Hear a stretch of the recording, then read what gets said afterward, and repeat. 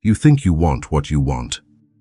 The things you're chasing, the stuff you scroll toward, the life you've decided you're supposed to build, you think all of that came from you, from somewhere inside. Your taste, your ambition, your personal preferences. But a good part of that wanting was written by a machine that makes money every single time you want. And it didn't ask your permission. It didn't even tell you it was writing. So stay with me, because I'm going to show you how your phone edited your desires without you ever noticing the edit, and harder than that, how to tell which of your wants are still actually yours. A while ago, something unsettled me. I noticed I wanted things I hadn't wanted a year earlier. I cared about things I'd never once chosen to care about, a craving for a product I didn't know existed 12 months ago, an itch to be a certain kind of person I'd never decided to become. And when I went looking for the moment I'd made those calls, the moment I sat down and chose to want these things, there was nothing there. No one inside me had decided any of it. There is one piece to this that flips the whole thing over. It's this.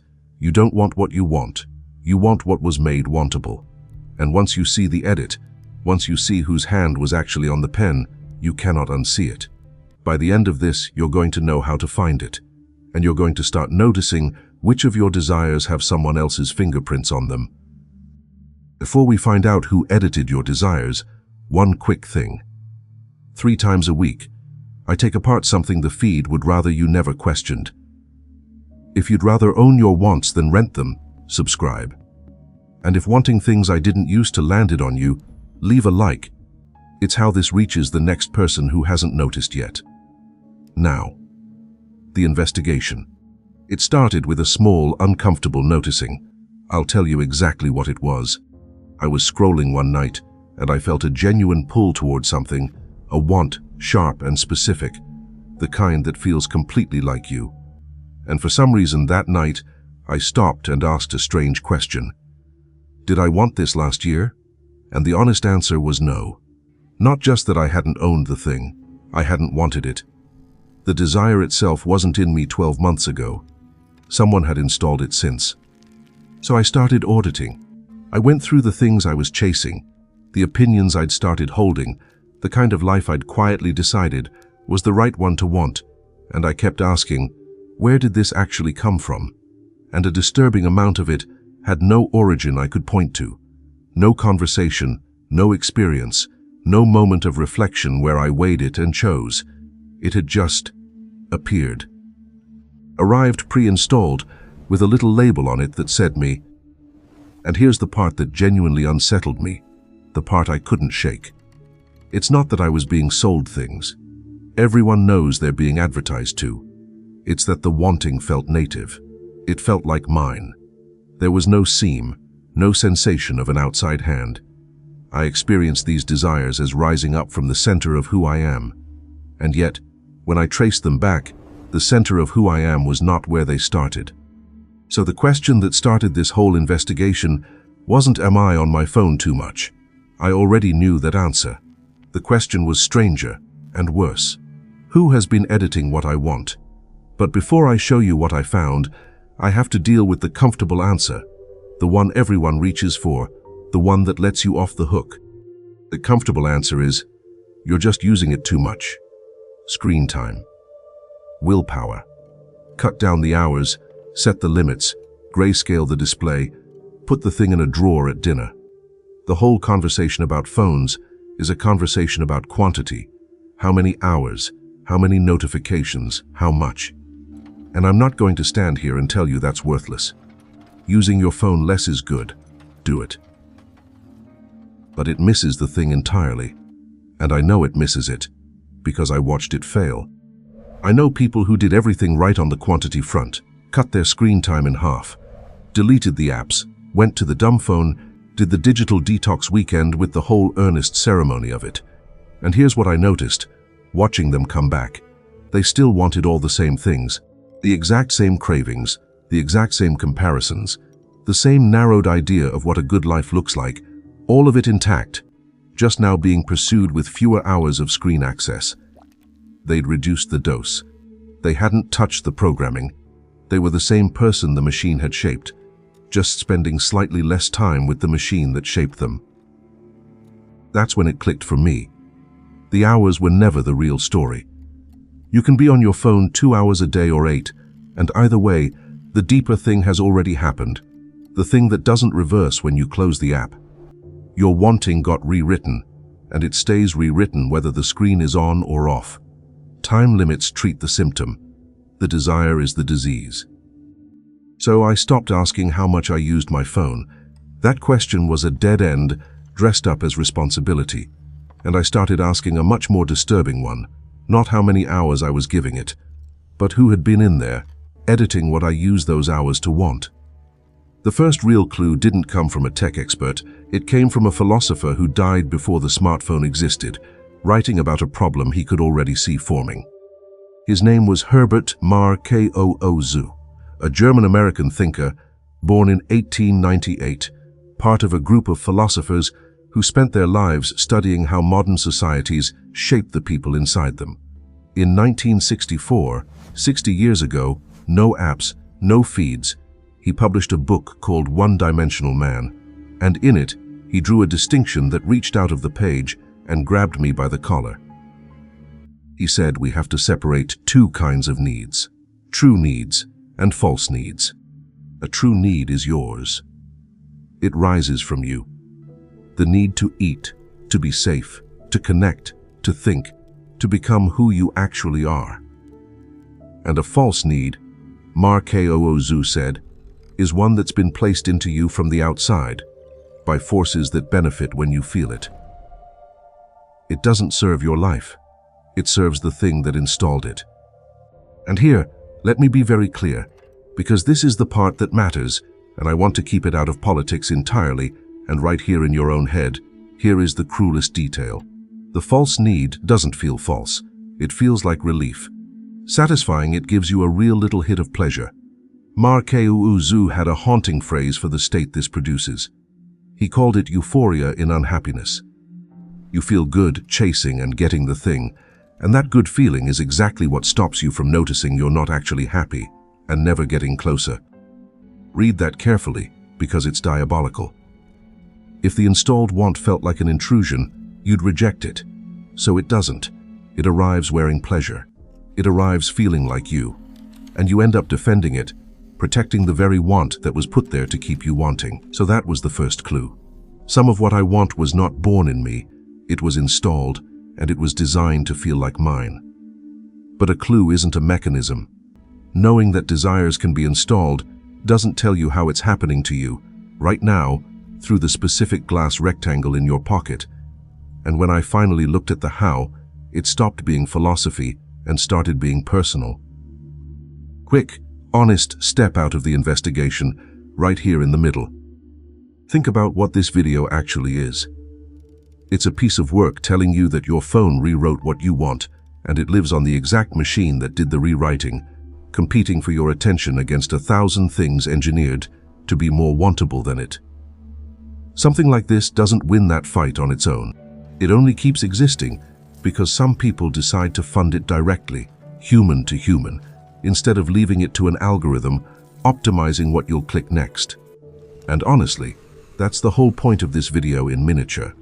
One thing chosen on purpose, off the feed, because you decided it was worth it. If this has been worth something to you, the Buy Me a Coffee link is in the description. Pay what you want. Pay nothing and keep watching. That's fine too. Now, back into it. Because we've established that wants can be installed. What's next is the how, the actual mechanism by which the thing in your pocket rewrites what you desire. And I'll be straight with you. Once you see how it works, it's not gentle, and you won't be able to look at your own scrolling the same way. Here's the mechanism. The phone doesn't just show you things. It learns what pulls you, and then it feeds you more of that, and in feeding you, it slowly moves what you want toward whatever keeps you feeding.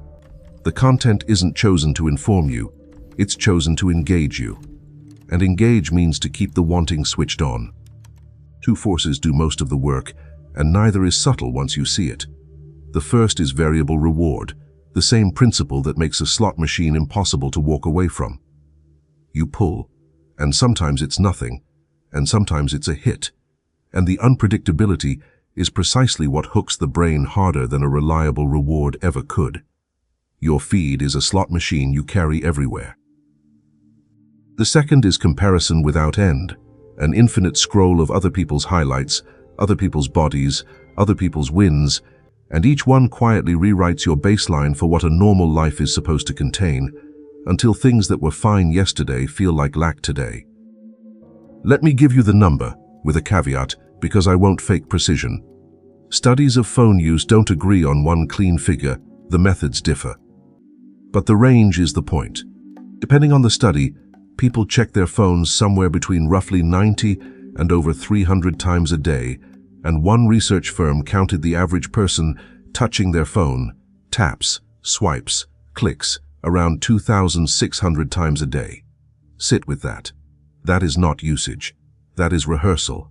That is a behavior practiced thousands of times a day, every day, for years. Nothing you do 2,000 times a day leaves your wanting untouched. And I have to be honest about my own. When I looked, my desires had quietly narrowed to whatever my feed rewarded. I wanted the things it kept showing me winners wanting. My ambition had been subtly repointed toward what performs well on a screen. So the restlessness I'd been feeling for years, the chase that never resolved, it was never really about the things I thought I was chasing. It was the wanting itself, rewritten by the machine. And that reframes the entire problem. Here's the missing piece, the one that, once it landed for me, rearranged everything. You do not want what you want. You want what was made wantable. Read it slowly, because the whole video lives in that sentence. The desire you feel is most intimately yours. The one rising from the center of you is, in large part, a product. It was manufactured somewhere else, tested on millions of people, refined until it reliably produced the pull, and then delivered into you so smoothly that you experienced it as self-expression. The machine didn't just influence your choices. It went upstream of your choices, to the wanting that generates them, and it wrote there. And then it handed the wanting back to you with your name already on it. That's why willpower feels like such a losing game. You're using your conscious will to resist desires that were engineered to overpower exactly that will. You're bringing a decision to a fight that was already decided one level below decisions. I made a whole video about the digital cage, the one that watches everything you do until you quietly start behaving, a panopticon in your pocket. I'll put it on a card. And here's the part I couldn't fit back then, the part that's actually worse. The cage doesn't only watch you. It writes. It doesn't just observe what you want and sell it back to you. It reaches forward and decides what you'll want next, then installs it, then lets you discover it as if it were your own idea. Surveillance was only ever half the machine. The other half is authorship. So the real work was never using the thing less. That's still fighting on the quantity battlefield, the dead end from the start. The real work is quieter and much harder. It's learning to tell the difference, inside your own chest, between a want that's yours and a want that was written for you. And believe it or not, there's a way to actually test it. The test is time and distance. A want that was written for you needs the machine to keep rewriting it. Cut the signal and watch what happens. Here's what I mean practically. When a strong desire shows up, don't obey it and don't fight it. Just hold it up and ask one question. Is this mine or was it installed? At first you won't be able to tell. They feel identical from the inside. Remember, that was the whole trick. So you need the second step, the one that actually gives an answer. Take the thing away. Spend a real stretch, not an afternoon, a week, with the feed genuinely quiet, and then look at which ones faded and which ones stayed, because installed desires are needy. They require constant reinforcement, a fresh hit every few hours, or they start to lose their grip. A want for something you saw 300 people wanting last week gets strangely quiet when you stop being shown people wanting it. It fades, sometimes within days, and its fading is the confession. It tells you it was never load-bearing. It was a rented want, and the lease ran out the moment you stopped paying attention to it. But your real desires do something different. They survive the silence. The things you genuinely love, the people you actually want to be near, the work that means something to you when no one's watching and no algorithm is rewarding it. Those don't evaporate when the feed goes dark. They're still there on day 5, quietly waiting, unbothered. That's how you know. Not by thinking harder about your wants. By starving them of the machine and seeing which ones are still standing when it's gone. So the sorting is simple, even if it isn't easy. What survives the quiet is yours. What needed the noise was never really you. But I have to warn you about something, because I watched this exact insight rot in real time, in me, and turn into a new kind of trap. The trap has 2 doors, and I walk through both. The first door is the purity pose. You learn that your phone rewrote your wants, and you overcorrect into a whole identity built on rejecting it. You delete everything. You tell everyone you don't even have social media, with that little note of superiority. You make the flip phone your personality. And here's the joke you don't notice. You're still completely defined by the machine. Before, it set your wants by pulling you toward the feed. Now it sets them by pushing you away, every choice organized around the thing you're proving you're above. The phone is still holding the pen. You just asked it to write the opposite. A man arranging his entire life around not using something is not free of it. He's just wearing his cage as a badge. The second door is more comfortable and more dishonest. You take this idea and you use it to blame the phone for everything empty in you. Every hollow feeling, every restlessness, every want that led nowhere. It was the algorithm. It was installed. It wasn't me. And that's a lie that lets you off the hook completely. Because some of your emptiness predates the phone. Some of your worst wants were yours before any feed amplified them. The phone found them and fed them, but it didn't plant them.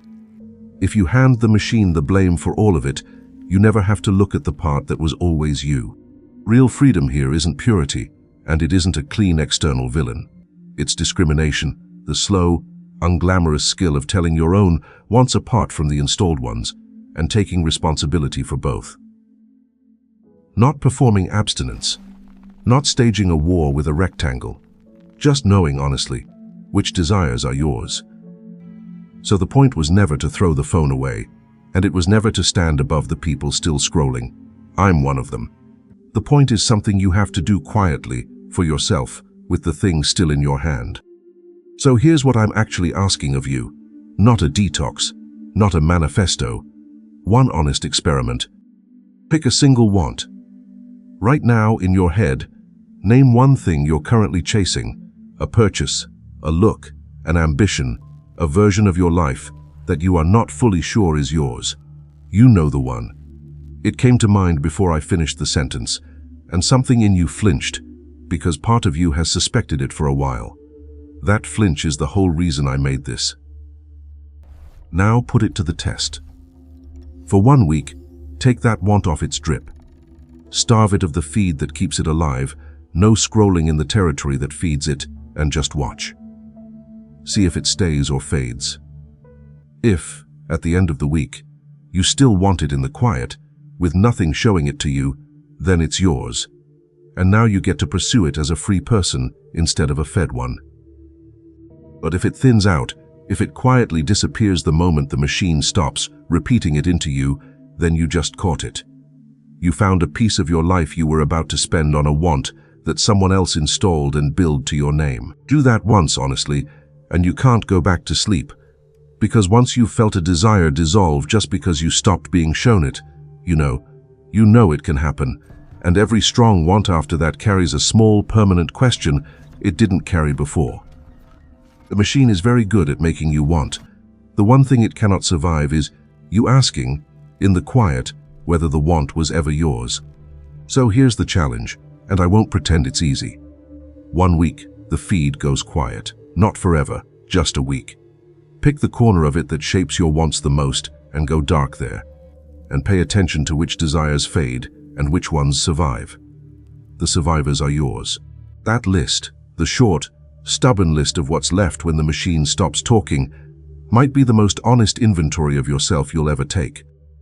And down in the comments, do the first step where you can see it. Name one what you're no longer sure is actually you. You don't have to explain it. Just writing it down is the first time you've held it up to the light instead of just obeying it, and you'll see dozens of other people naming theirs, which tells you how manufactured a lot of this really is. Send this to the person whose entire personality is just the algorithm's greatest hits, gently. They didn't choose it either. And if you want work that answers to you instead of the feed, the link's in the description. This channel is funded by humans, not algorithms, which is the only reason it's allowed to tell you this. I'll be here Wednesday.